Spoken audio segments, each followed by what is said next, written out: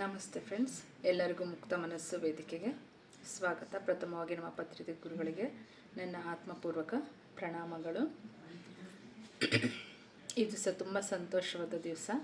ಯಾಕೆ ಅಂತಂದರೆ ನಮ್ಮ ಪತ್ರಿಕೆ ಗುರುಗಳು PSSM ಪಿರಮಿಡ್ ಸ್ಪಿರಿಚುವಲ್ ಸೊಸೈಟಿ ಮೂವ್ಮೆಂಟನ್ನು ಹುಟ್ಟಾಕಿ 30 ವರ್ಷದಿಂದ ಈ ಧ್ಯಾನ ಆಸೆ ನೆರವೇರಿದ ದಿವಸ ಇದಾಗಿದೆ.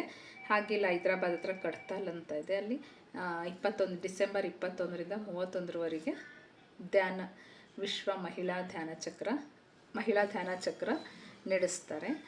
ಇವತ್ತು 21ನೇ ತಾರೀಕು ಈ ದಿವಸನೇ ಪ್ರಾರಂಭ ಆಗೋದು. ಅದು ಇವತ್ತೇ ಅನೌನ್ಸ್ ಮಾಡೋದು. ತುಂಬ ಖುಷಿಯಾಗಿದೆ.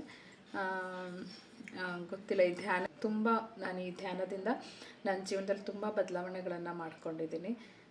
ಸೊ ನಮ್ಮದು ಧ್ಯಾನ ಪ್ರಚಾರ ಅಂತಂದರೆ ಒಂದು ಧ್ಯಾನ, ಅದರಿಂದ ಅನುಕೂಲಗಳೇನಾಗುತ್ತೆ, ಅದರ ಲಾಭಗಳು ತುಂಬ ಇದೆ. ಅನೇಕ ತಜ್ಞರುಗಳು ಕೂಡ ಇದನ್ನು ವಿಶ್ವದಲ್ಲೇ ವರ್ಲ್ಡ್ ವೈಡೇ ಪ್ರಚಾರ ಮಾಡಿದ್ದಾರೆ. ಅಂತ ಅಂದರೆ ಇದರ ಉಪಯೋಗ ಎಷ್ಟಿರ್ಬೋದು ಮನುಷ್ಯನಿಗೆ. ಈಗ ಒಂದು ಯಾಂತ್ರಿಕ ಜೀವನ ನಡೆಸ್ತಾ ಇದ್ದೀವಿ, ಈಗ ಎಲ್ಲರೂ ಕೆಲಸ ಅಂತ ಓಡ್ತಾ ಇದ್ದಾರೆ. ಇಲ್ಲಿ ಒಂದು ಮಾನಸಿಕ ಶಾಂತಿ ಬೇಕಾಗಿದೆ. ಇದಕ್ಕೆಲ್ಲ ಬೇಕಾಗಿರೋದು ಒಂದೇ ಧ್ಯಾನ. ಅದು ಸಿಗೋದಿಲ್ಲ, ನಾವೇ ಪಡ್ಕೋಬೇಕು ಅದನ್ನು. ಅದು ಒಂದು ಧ್ಯಾನ ಅಂದರೆ ಒಂದು ಸ್ಥಿತಿ, ಅದು ನಮಗೆ ಘಟಿಸುತ್ತೆ ನಾವು ಕಣ್ಣು ಮುಚ್ಕೊಂಡು ಕೂತಾಗ. ಅದು ಅನೇಕ ತಜ್ಞರುಗಳು ಸೈಂಟಿಫಿಕ್ ಆಗಿ ಇದನ್ನು ಪ್ರೂವ್ ಮಾಡಿದರೆ ಧ್ಯಾನ ಅತ್ಯವಶ್ಯಕ ಅಂತ. ಸೊ ವಿಶ್ವಸಂಸ್ಥೆಯಿಂದ ಒಂದು ಜನಗಳ ಒಂದು ಆರೋಗ್ಯ ಆಗಲಿ, ವ್ಯಾಪಾರ ಆಗಲಿ, ಇದು ಎಲ್ಲದನ್ನು ಅದು ಗಮನದಲ್ಲಿಟ್ಕೊಂಡು ಅದು ಒಂದು ಕೆಲವೊಂದು ಕಾನೂನುಗಳನ್ನು ಜಾರಿಗೆ ತರುತ್ತೆ. ಸೊ ಆರೋಗ್ಯದ ದೃಷ್ಟಿಯಿಂದ, ಮನುಷ್ಯರ ಒಂದು ಅಭಿವೃದ್ಧಿಯ ದೃಷ್ಟಿಯಿಂದ ವಿಶ್ವಸಂಸ್ಥೆ ಇದನ್ನು ಅನೌನ್ಸ್ ಮಾಡಿರುತ್ತೆ. ಅಂತಂದಾಗ ಇದು ನಮಗೆ ಬೇಕು ಅಂತ ವಿಶ್ವದಲ್ಲೇ ಪ್ರಚಾರ ಮಾಡ್ತಾರೆ. ನಾವ್ಯಾಕೆ ನಮ್ಮ ಜೀವನದಲ್ಲಿ ಅಳವಡಿಸ್ಕೋಬಾರ್ದು ಅಲ್ವಾ? ಸೊ ಧ್ಯಾನ ಮಾಡೋದು ತುಂಬ ಸುಲಭ. ಇದಕ್ಕೆ ನಾವು ಯಾವುದೇ ಮಠ ಮಂದಿರಗಳಿಗೆ, ದೇವಸ್ಥಾನಗಳಿಗೆ ಮನೆ ಬಿಟ್ಟು ಹೋಗಬೇಕಾಗಿಲ್ಲ. ನಾವು ಕೂತತ್ರನೇ ನಮ್ಮ ಮನೆಯಲ್ಲೇ ನಮ್ಮೆಲ್ಲ ಕೆಲಸಗಳನ್ನು ಮುಗಿಸ್ಕೊಂಡು ನಮ್ಮ ಒಂದು ಫ್ರೀ ಟೈಮ್ ಅಂತ ಇರುತ್ತಲ್ಲ, ಆ ಟೈಮಲ್ಲಿ ನಮ್ಮ ವಯಸ್ಸು ಎಷ್ಟಿದೆಯೋ ಅಷ್ಟು ಕಣ್ಣು ಮುಚ್ಕೊಂಡು ಕೂತ್ಕೊಂಡು ನಮ್ಮ ಉಸಿರಾಟವನ್ನು ಗಮನಿಸಬೇಕು. ಎಷ್ಟು ಸಾಧ್ಯವಾಗುತ್ತೋ ಅಷ್ಟು ನಮ್ಮ ಉಸಿರಾಟವನ್ನು ಗಮನಿಸ್ಬೇಕು. ಆವಾಗ ನಮ್ಮ ಒಂದು ಶಕ್ತಿ ಹೆಚ್ಚಾಗುತ್ತೆ. ಈಗ ನಾವು ನೋಡೋದ್ರಿಂದ ಬೇಡದ ವಿಷಯಗಳನ್ನು ಮಾತಾಡ್ತೀವಿ, ಬೇಡದ ವಿಷಯಗಳನ್ನು ನೋಡ್ತೀವಿ. ಇದೆಲ್ಲ ಮಾಡೋದ್ರಿಂದ ನಾವು ನಮ್ಮ ಶಕ್ತಿ ಕುಂದುತ್ತಾ ಇರುತ್ತೆ. ಅಂಥ ಶಕ್ತಿ ನಾವು ಪ್ರತಿದಿನ ನಮ್ಮ ಶಕ್ತಿ ವ್ಯಯ ಆಗ್ತಾ ಇರುತ್ತೆ. ದೇಹಕ್ಕೆ ಹೇಗೆ ನಾವು ಊಟ ಮಾಡ್ತೀವಲ್ವ ಶಕ್ತಿ, ಹಾಗೆ ನಮ್ಮ ಮೆದುಳಿಗೆ, ನಮ್ಮ ಮನಸ್ಸಿನ ಶಾಂತಿಗೆ, ಮನಸ್ಸಿಗೆ ಆಹಾರ ಅನ್ನೋದು ಧ್ಯಾನ ಆಗಿರುತ್ತೆ. ಸೊ ಆದ್ದರಿಂದ ಅದು ಕೂಡ ದಿನನಿತ್ಯದ ದಿನಚರಿಯಾಗಿ ಅದನ್ನು ನಾವು ಅಳವಡಿಸ್ಕೋಬೇಕು ಧ್ಯಾನ ಅನ್ನೋದನ್ನು. ಆಗ ನಮ್ಮ ಜೀವನದಲ್ಲಿ ಎಲ್ಲ ಬ್ಯಾಲೆನ್ಸಿಂಗ್ ಆಗಿ ಮಾಡೋದಕ್ಕೆ ಬರುತ್ತೆ. ನೋಡಿ, ಒಂದು ತಲೆಯ ಭಾಗ, ಮೆದುಳಿನ ಭಾಗ ಆರೋಗ್ಯವಾಗಿತ್ತು, ದೇಹದ ಯಾವುದೇ ಭಾಗದಲ್ಲಿ ಏನಾದರೂ ಆಗಿದ್ರು ನಾವು ಅದನ್ನು ತಿಳಿಸ್ಕೊಂಡು ಹೋಗ್ಬೋದು. ತಲೆಯ ಒಂದು ಭಾಗಕ್ಕೆ ಪೆಟ್ಟಾದರೆ ಅದು ತುಂಬ ಜೀವನದಲ್ಲಿ ಒಂದು ಕೊರತೆಯಾಗಿದ್ದು ಕಾಣುತ್ತೆ, ನಮ್ಮ ಜೀವನಕ್ಕೆ ತುಂಬ ದೊಡ್ಡ ಹೊಡೆತ ಬೀಳುತ್ತೆ. ಸೊ ಧ್ಯಾನ ಅನ್ನೋದು ತುಂಬ ಅತ್ಯವಶ್ಯಕ. ಈಗ ನೋಡಿ, ನಾವು ಬೇಕೋ ಬೇಡವೋ ಜೀವನದಲ್ಲಿ ಒಂದು ದಿವಸಕ್ಕೆ 50-60 ಸಾವಿರ ಆಲೋಚನೆಗಳು ಬರುತ್ತಂತೆ. ನೀವು ಮಾಡಲ್ಲ ಅಂದ್ರೂ ಬರುತ್ತೆ.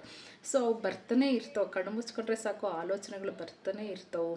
ಅಂತಹ ಆಲೋಚನೆಗಳನ್ನು ಕಡಿಮೆ ಮಾಡ್ಕೊಳ್ಳೋದಕ್ಕೆ ಒಂದೇ ಒಂದು ಮಾರ್ಗ ಅಂದರೆ ಧ್ಯಾನ ಮಾರ್ಗ ಮಾತ್ರ. ಈಗ ಏನಾಗುತ್ತೆ ಅಂದರೆ, ಯೋಚನೆ ಮಾಡಿ ನಮ್ಮ ಶಕ್ತಿ ಕುಂದುತ್ತೆ. ನೋಡಿ, ಕೆಲವೊಬ್ಬರಿಗೆ ಎಷ್ಟೊಂದು ಕೆಲಸ ಮಾಡಿ ಕೂತ್ಕೊಳ್ಳಿ ನೀವು, ಆಯಿತಾ? ಮನೇಲಿ ಒಂದು ದಿವಸದ ದಿನನಿತ್ಯದ ಕೆಲಸ ಮಾಡಿ ಕೂತ್ಕೊಳ್ಳಿ, ನಿಮಗೇನು ಆಗಲ್ಲ, ಹರ್ಷ ಆಗುತ್ತೆ, ನಿದ್ದೆ ಬರುತ್ತೆ. ಒಂದು ಸರಿ ಹಿಂಗೆ ಹೊರಗೆ ಹೋಗಿ ಬರ್ರಿ, ಮನೆಯಿಂದ 4 ಜನ ಇರೋ ಕಡೆ ಹೋಗಿ ಬನ್ನಿ, ಒಂದು ದಾರಿನಲ್ಲಿ ಹೋಗಿ ಬನ್ನಿ, ಒಂದು ಅಂಗಡಿಗೆ ಹೋಗಿ ಬನ್ನಿ, ಒಂದು ಫಂಕ್ಷನಿಗೆ ಹೋಗಿ ಬನ್ನಿ. ಅಲ್ಲಿ ನಿಮಗೆ ಶಕ್ತಿ ವ್ಯಯ ಆಗೋಗುತ್ತೆ, ಮಾನಸಿಕ ಶಕ್ತಿ ಹೋಗುತ್ತೆ. ಅಲ್ಲಿ ನಮ್ಮ ಎಲ್ಲ ಜ್ಞಾನೇಂದ್ರಿಯಗಳು ಕೆಲಸ ಮಾಡ್ತವೆ. ಕಣ್ಣು, ಕಿವಿ, ಬಾಯಿ, ಮಾತಾಡ್ತೀವಿ, ಬೇಡದ್ದು ಕೇಳ್ತೀವಿ. ಇದೆಲ್ಲ ಕೇಳೋದ್ರಿಂದ ಅದೊಂದು ನೆಗೆಟಿವಿಟಿ ಉತ್ಪತ್ತಿ ಆಗುತ್ತೆ ನಮ್ಮಲ್ಲಿ. ಈ ನೆಗೆಟಿವಿಟಿಯಿಂದ ನಮ್ಮ ಮನಸ್ಸು ಜರ್ಜರ ಆಗೋಗುತ್ತೆ. ಆದ್ದರಿಂದ ಇದನ್ನು ಪ್ರತಿನಿತ್ಯ ಕ್ಲೀನ್ ಮಾಡ್ಕೋಬೇಕು. ಹೇಗೆ ನಮ್ಮ ಮನೇನ ಕ್ಲೀನ್ ಮಾಡಿ ಇಲ್ಲದ ಕಸಗಳನ್ನು ನಾವು ಹೊರಗಡೆ ಕಾಲಿಟ್ವಿ ಅಂದರೆ ವಾಪಸ್ ಬರುವಾಗ ನಮ್ಮ ತಲೆಯಲ್ಲಿ ಕಸ ತುಂಬಿಸ್ಕೊಂಬರ್ತೀವಿ, ಆಯಿತಾ? ಮನೆಯಲ್ಲಿ ಹೇಗೆ ಕಸ ಗುಡಿಸಿ ಹೊರಗಡೆ ಹಾಕ್ತೀವಲ್ಲ, ಹಾಗೆ ದಿನನಿತ್ಯ ಒಂದ್ಸರಿ ನಮ್ಮ ಮನಸ್ಸನ್ನು ಕ್ಲೆನ್ಸ್ ಮಾಡ್ಕೋಬೇಕು. ಅದು ಇರೋ ಒಂದೇ ಒಂದು ಪರಿಹಾರ ಅಂದರೆ ಧ್ಯಾನ ಮಾತ್ರ. ನೋಡಿ, ನೀವು ಯಾವುದೇ ಒಂದು ಸಂಸ್ಥೆ, ಆಧ್ಯಾತ್ಮಿಕ ಎಲ್ಲಿಗಾದರೂ ಹೋಗಲಿ, ಧ್ಯಾನ ಅಂತ ಹೇಳ್ತಾರೆ. ಆದರೆ ಕೇಳ್ತೀವಿ, ಓದ್ತೀವಿ, ಅಳವಡಿಸ್ಕೊಳ್ಳೋದಕ್ಕೆ ಮಾತ್ರ ನಾವು ತಯಾರಿಲ್ಲ, ಅಳವಡಿಸ್ಕೊಳ್ಳೇಬೇಕು. ಈ ಪ್ರಸ್ತುತ ಪ್ರಪಂಚದಲ್ಲಿ ನಮಗಾಗಿ, ನಮ್ಮ ಮಕ್ಕಳಿಗಾಗಿ ಅವರಿಗೊಂದು ಸರಿಯಾದ ಮಾರ್ಗದರ್ಶನ ಕೊಡಬೇಕು ಅಂದರೆ, ಅವ್ರು ನಮ್ಮ ಜೊತೆಲಿ ಇಟ್ಕೊಂಡು ನಾವೆಲ್ಲ ನೆಮ್ಮದಿಯಾಗಿರಬೇಕು ಅಂತಂದರೆ ಧ್ಯಾನ ಮಾಡಲೇಬೇಕು. ಏಕೆಂದರೆ ಆ ಧ್ಯಾನ ಅಂತ ಕಲಿತಾಗ ಧ್ಯಾನ ಅಗ್ನಿ ದಗ್ಧ ಕರ್ಮಣ, ಧ್ಯಾನದಿಂದ 90% ನಮ್ಮ ಕರ್ಮಗಳು ಕಳೆಯುತ್ತೆ ಅಂತ ಹೇಳ್ತಾರೆ. ಈಗ ಧ್ಯಾನ ಮಾಡೋದ್ರಿಂದ ಏನಾಗುತ್ತೆ ಅಂದರೆ ನಮ್ಮಲ್ಲಿ ಒಂದು ಶಕ್ತಿ ಉತ್ಪತ್ತಿ ಆಗುತ್ತೆ. ನಮಗೆ ಗೊತ್ತಿಲ್ಲ ನಮ್ಮಲ್ಲಿ ಎಷ್ಟು ಶಕ್ತಿ ಇದೆ ಅಂತಂದರೆ, ನಮ್ಮ ಎಲ್ಲ ಆಲೋಚನಾ ಶಕ್ತಿಗಳೇ ಬದಲಾಗ್ತಾ ಹೋಗ್ತವೆ, ಜ್ಞಾನ ಹೆಚ್ಚಾಗುತ್ತೆ, ತಗೊಳ್ಳೋ ಒಂದು ನಿರ್ಧಾರಗಳು ಸರಿಯಾಗಿರ್ತವೆ, ನಮ್ಮ ಮನೆಯಲ್ಲಿ ನಮ್ಮ ಮನೆಯ ಸದಸ್ಯರ ಜೊತೆ ವ್ಯವಹಾರ ರೀತಿ ಬದಲಾಗುತ್ತೆ. ಈ ರೀತಿ ನಮಗೆ ಗೊತ್ತಿಲ್ಲದ ಹಾಗೆ ನಮ್ಮ ಜೀವನದಲ್ಲಿ ಅನೇಕ ಬದಲಾವಣೆಗಳು ಆಗುತ್ತೆ. ಸೊ ಆದ್ದರಿಂದ ಆದಷ್ಟು ಎಲ್ಲರೂ ಇದು ಒಂದು ದಿನಚರಿಯಾಗಿ ಅಳವಡಿಸ್ಕೊಳ್ಳಿ ಅಂತ ಹೇಳೋದಕ್ಕೆ ಇಷ್ಟಪಡ್ತೀನಿ. ಧ್ಯಾನ ಕೇಳ್ತಾ ಇದ್ರೆ ಯಾರು ಕಿವಿಗೆ ಬಿದ್ದಿದೆ ಹೇಳ್ತಾರೆ ನಮ್ಮ ಗುರುಗಳು. ನಮ್ಮ ಸಂಸ್ಥೆಯಲ್ಲಿ ಹೇಳೋದಂದರೆ, ನಾವು ಕಲ್ತಿರೋದು ನಮಗೊಂದು ಉಪಯೋಗ ಆಗಿದೆ ಅಂದರೆ 4 ಜನಕ್ಕೆ ಉಪಯೋಗ ಆಗಬೇಕು. ನೀವು ಎ ಕಲ್ತಿದ್ದೀರಾ ಎ ಹೇಳ್ಕೊಡಿ, ಬಿ ಕಲ್ತಿದ್ದೀರಾ ಬಿ ಹೇಳ್ಕೊಡಿ. ಸೊ ಎಲ್ಲರಿಗೂ ಇದನ್ನು ಪ್ರಚಾರ ಮಾಡಿ ಅಂತ ಹೇಳ್ಕೊಡ್ತಾರೆ. ಇದು ನಾವು ನಮಗೆ ಸಿಕ್ತು, ನಮಗೆ ಒಳ್ಳೇದಾಯಿತು, ನಮಗೆ ಒಳ್ಳೇದಾದರೆ ಸಾಕು ಅಂತ ಕೂರೋದಲ್ಲ. ನಮಗೆ ಒಳ್ಳೇದು ಆಗಿದ್ದು ಬೇರೆಯವರಿಗೂ ಒಳ್ಳೇದಾಗಲಿ ಅನ್ನೋದು ನಮ್ಮ ಸಂಸ್ಥೆಯ ಒಂದು ಉದ್ದೇಶ. ಇದು ಒಂದು ಮೂಮೆಂಟ್, ಇದು ಯಾರಿಗೂ ಸೀಮಿತವಾಗಿಲ್ಲ. ಮೂಮೆಂಟ್ ಅಂದರೆ ನೋಡ್ರಿ, ಕ್ರಾಂತಿ ಅಂತಾರೆ. ಈಗ ಒಂದು ಧ್ಯಾನ ಕ್ರಾಂತಿ ನಡೀತಾ ಇದೆ. ನಮ್ಮ ಪತ್ರಿಜಿ ಗುರುಗಳು ಏನೇನು ಅಂದ್ಕೊಂಡಿದ್ರು ಅದೆಲ್ಲ ಆಗ್ತಾಯಿದೆ. ಮುಂದೆ ಒಂದಷ್ಟು ಇಡೀ ಪ್ರಪಂಚವೇ ಧ್ಯಾನ ಪ್ರಪಂಚ ಆಗುತ್ತೆ ಅಂತ ಕೂಡ ಅಂದಿದ್ದಾರೆ. ಇದರಿಂದ ಇಷ್ಟೆಲ್ಲ ಅನುಕೂಲಗಳಿದೆ ಅಂದಾಗ ನಾವು ಅದನ್ನು ಅಳವಡಿಸ್ಕೊಳ್ಳೋದ್ರಲ್ಲಿ ಯಾವ ತಪ್ಪು ಇಲ್ಲ. ನೋಡಿ, ನಿಮ್ಮ ಬದಲಾವಣೆ ನಿಮ್ಮ ಕೈಯಲ್ಲೇ ಇದೆ. ಸಾಧ್ಯವಾದರೆ ಅಳವಡಿಸ್ಕೊಂಡು ನೀವು ಜೀವನವನ್ನು ತುಂಬ ಸುಂದರವಾಗಿ ಕಳೀತೀರಾ ಅಂತ ನಾನು ಅನ್ಕೋತೀನಿ. ಹಾಗೆ ಇಷ್ಟನ್ನು ತಿಳ್ಕೊಳ್ಳೋದಕ್ಕೆ ನನಗೆ ಅವಕಾಶ ಮಾಡಿಕೊಡ್ತಾ ಇರುವಂಥ ನ್ಯೂ ಏಜ್ ಸ್ಪಿರಿಚುವಲ್ ಮಮ್ ವೇದಿಕೆಗೆ ನಾನು ಚಿರಋಣಿಯಾಗಿರ್ತೀನಿ.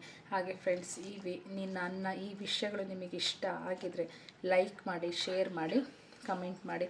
ಹಾಗೆ ನಿಮಗೆ ಏನಾದರೂ ಕನ್ಫ್ಯೂಷನ್ ಇಲ್ಲದ್ರೆ ಕಮೆಂಟ್ಸಲ್ಲಿ ಹಾಕಿ, ನಾನು ಉತ್ತರ ಕೊಡ್ತೀನಿ. ನನ್ನ ಮಾರ್ಗದರ್ಶಕರಿದ್ದಾರೆ, ಅವ್ರ ಮುಖಾಂತರ ನಾನು ಉತ್ತರ ಕೊಡಿಸ್ತೀನಿ. ಆದಷ್ಟು ಲೈಕ್ ಮಾಡಿ, ಶೇರ್ ಮಾಡಿ, ಸಬ್ಸ್ಕ್ರೈಬ್ ಮಾಡಿ ಅಂತ ಹೇಳ್ಕೊಡ್ತೀನಿ.